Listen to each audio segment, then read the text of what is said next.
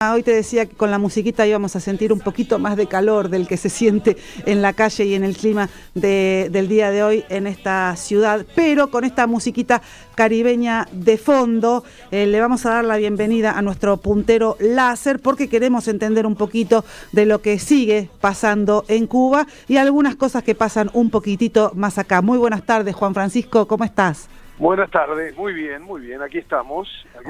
Juan Francisco Venturino, que se te escucha fantástico, hoy sin ningún tipo de problema de comunicación. Y bueno, llama la atención cómo todos miramos a Cuba y aparecen las noticias con respecto a que, bueno, ahora particularmente la última fue la liberación de esta chica de 16 años que parece que había estado, claro, que tuvo un juicio exprés. ¿Qué es lo que está pasando allá, Juan Francisco? Bueno, lo que está pasando es un poco lo que ya sabemos, ¿no? Realmente es un régimen que empieza a agotarse, que empieza a extinguirse y que a medida, como ya lo hemos dicho en reiteradas oportunidades, de hecho lo adelantamos, no corresponde que lo digamos nosotros, pero es así. Dígalo, está perfecto.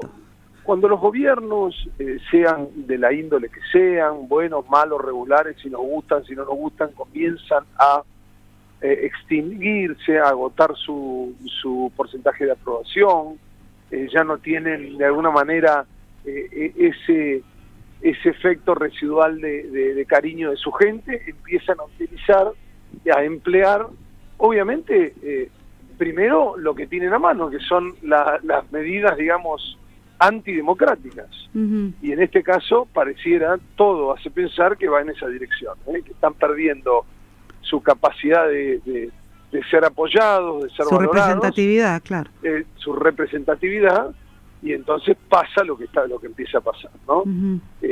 A ver, no debería sorprendernos porque manifestaciones está lleno.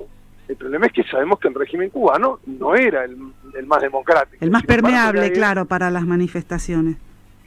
En el mundo, si yo te dijera, hay una manifestación en Francia, no es nada especial, cualquier parte del país, en Brasil, en Argentina, digo, no debería llamarnos la atención. El tema es que eso no era una buena palabra, una mala palabra en Cuba.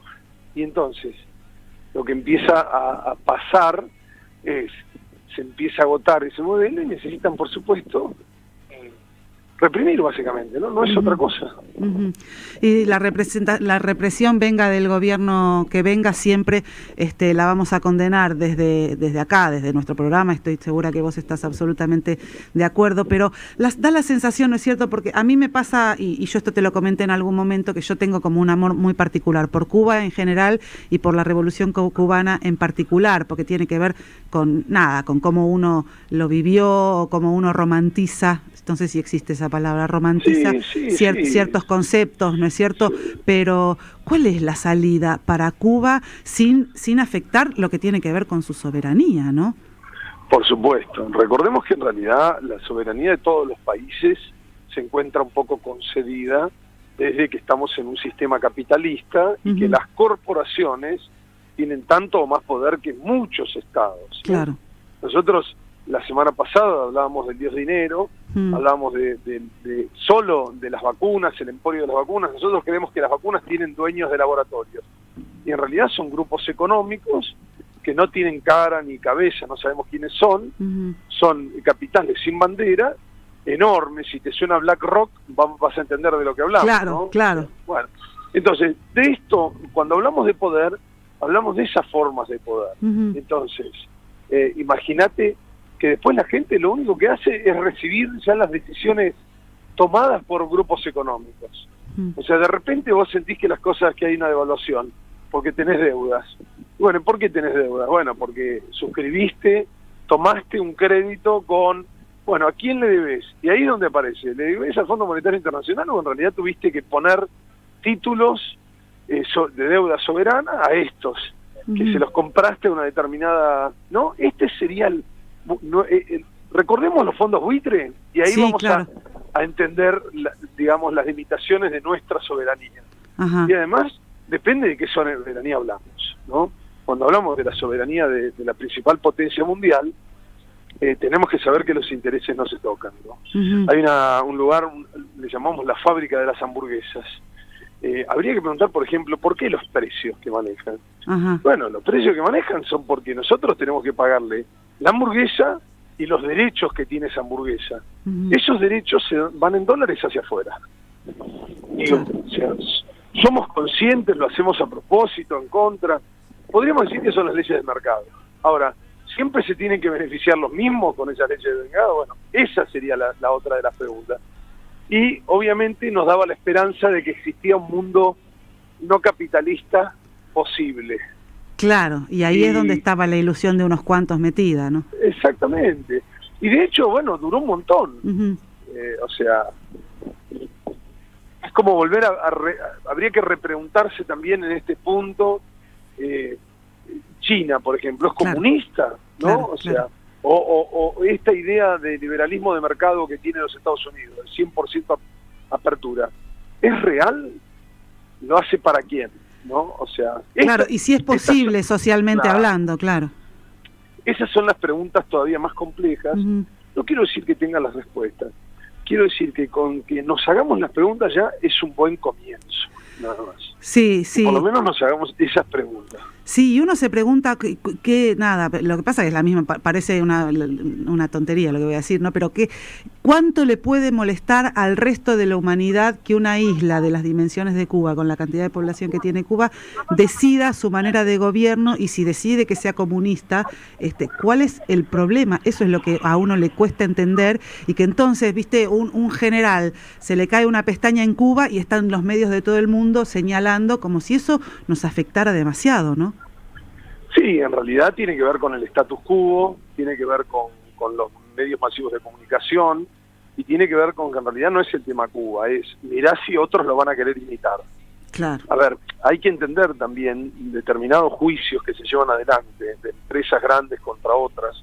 No es solo perder un juicio, sino es dar la señal de que perdiste. Por eso a veces se gasta mucho más en un juicio para sostenerlo que por lo que se podía perder. O sea, si vos te debes 10 millones de pesos y tu juicio ya costó 100, no es por los 10 millones de pesos, es porque en realidad vos querés demostrar la señal de que no perdiste. Claro, o sea, aunque gastes 10 veces más.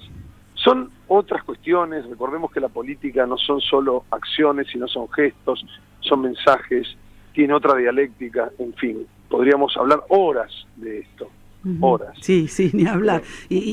Pero para eso necesitaríamos un vino y un rato largo para filosofar acerca de esta cuestión. Porque que de hecho ya tomaremos en algún... Evidentemente, ya empieza a caer de Maduro, y con Maduro pasaría a otro lado, pero no, vamos a saltar Venezuela, y me gustaría, si querés, que me hagas un par de líneas con respecto a, bueno, hoy es el día de la independencia de Perú, y coincidentemente toma el poder del nuevo presidente con la visita de nuestro presidente.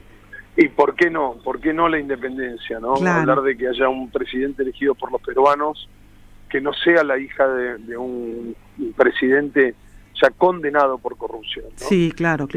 Y aún así, habiendo ganado por 44.000 votos, hicieron todo lo posible para que no pudiera ganar, para que no pudiera ser el presidente. Sin embargo, el máximo tribunal electoral de ese país dijo, sí, ganó en buena ley, ganó Castillo, no será el presidente que les guste, bueno, pongan a otro mejor, ¿no? Y otra vez aparece el establishment, ¿no? Exactamente. Claro. Recordemos que el establishment no le interesa ganar con los votos. Pone a una marioneta para que represente sus propios intereses. Es eso. Entonces, en este caso, esperemos que Castillo pueda devolverle, no solo construir legitimidad, sino que pueda devolverle a los peruanos lo que es de ellos, ¿no? Un poco de dignidad a ese pueblo peruano. Sí, uno imagina un gobierno que pueda ir de alguna manera en el mismo sentido que tal vez el de Evo en Bolivia, ¿no es cierto? Claro, que reivindique de alguna manera a esos pueblos originarios, que defienda los intereses bolivianos para el pueblo boliviano. Se necesita más de eso.